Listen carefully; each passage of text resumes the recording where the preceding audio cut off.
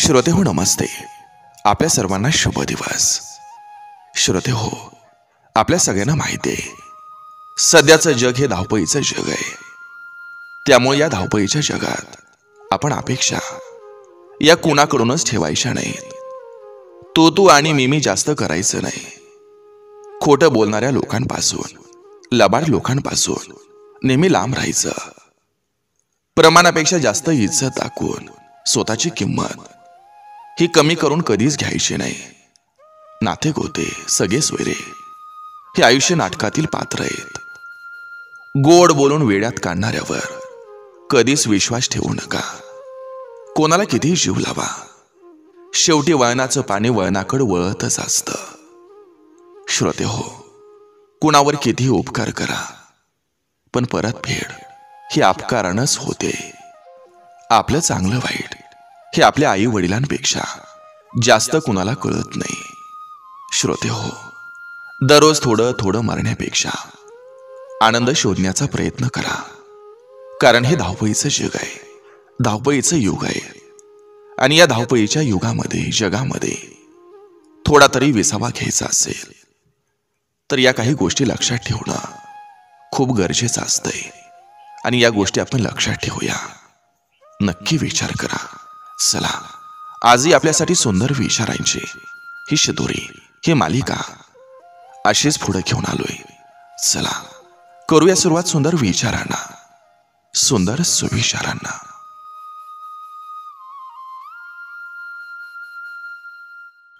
मस्तक थोडं वाकून बघा, अहंकार मरून जाईल. डोळ्यांना थोडं ओलं करून बघा, दगडी मनही वेदळेल. वाणीवर थोडं संयम ठेवून बघा, दुःखाचा काळ निघून जाईल.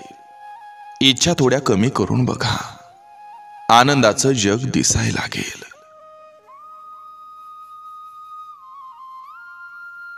प्रारब्ध म्हणजे नशीब किंवा भाग्य असा अर्थ होत नाही. आपल्या वागण्यातून, आपल्या बोलण्यातून आणि आपल्या कृतीतून आपण आपलं प्रारब्ध घडवत असतो. कर्म हे सर्वश्रेष्ठ असतं. आपलं कर्म जर चांगलं असेल तर प्रारब्ध हे निश्चित चांगलं घडत असतं.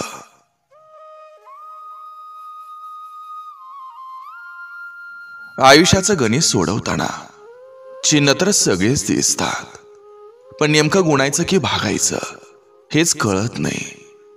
खरंच काही वेळा गणित अवघड असं येतं. आपण बेरीज करतो आणि सारं वजा होऊन जातं.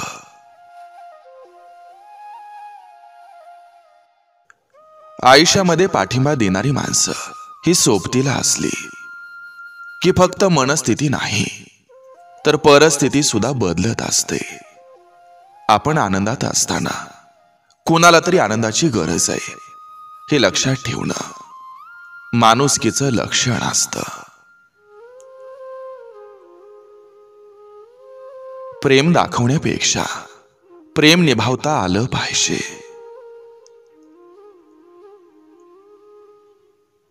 जितकं नातं जवळचं तितकं जास्त प्रेम आणि तेवढाच जास्त राग.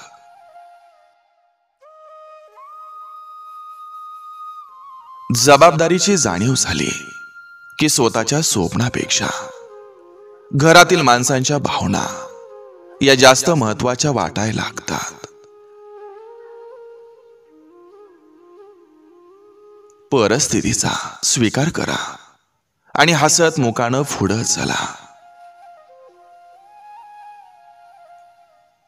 साधा, सरळ आणि निस्वार्थी स्वभाव हा नेहमीच मोठी नाती जोडत असतो. आपण कुणाच्या आध्यात मध्यात नसलो तरी लोकांना आपल्या खूप उचापती पडलेल्या असतात. काही ना काही कारण काढून नावं ठेवत राहतात. चांगल्या मनुष्याची पहिली आणि शेवटची ओळख हीच असते की तो अशाही लोकांचा सन्मान करतो की ज्यांच्याकडून त्याला काहीही मिळण्याची आशा नसते.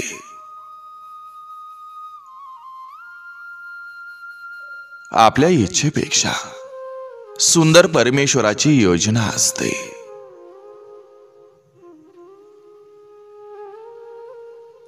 आयुष्यात जर मित्रच भेटले नसते तर कधीच विश्वास बसला नसता की अनोळखी माणसं सुद्धा रक्ताच्या नात्यापेक्षा खूप जवळशी असतात.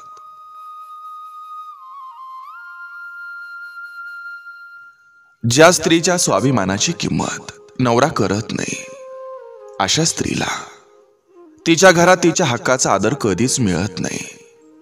घरचे सुद्धा तिला कमीपणा दाखवण्याची एकही संधी सोडत नाहीत.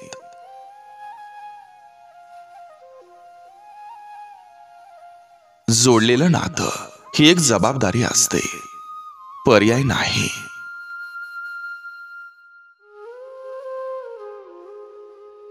मनातील माणसं आणि पायातील बोट त्रास करत असतील तर समजून जावं, ते आपल्या मापाचे राहिले नाहीत.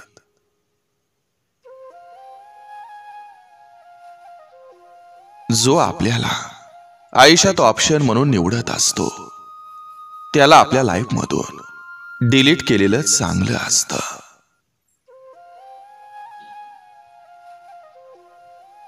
रुद्राक्ष असो किंवा माणूस, खूप अवघड असतं एकमुखी भेटणं.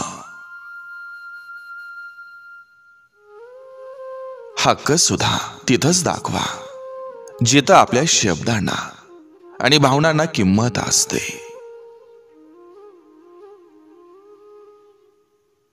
ज्याला शब्दांचा अर्थ कळत नाही तो फक्त शब्दांचा बाजार करू शकतो.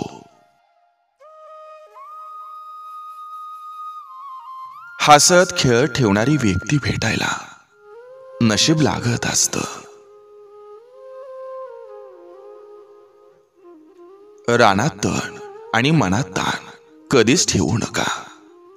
रानातलं तण पिकाचा नाश करतं आणि मनातलं ताण जगण्याचा सर्वनाश करतो.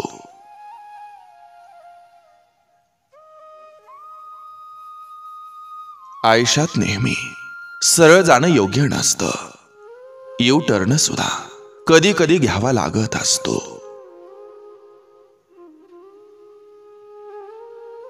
समजून घेणारे आणि समजून सांगणारे फार कमी असतात.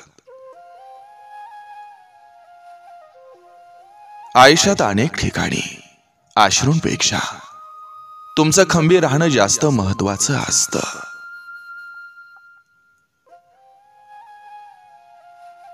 प्रयत्न असे करा की हारलेल्या मैदानात तुम्ही कधी जिंकला हे तुम्हाला सुद्धा समजलं नाही पाहिजे.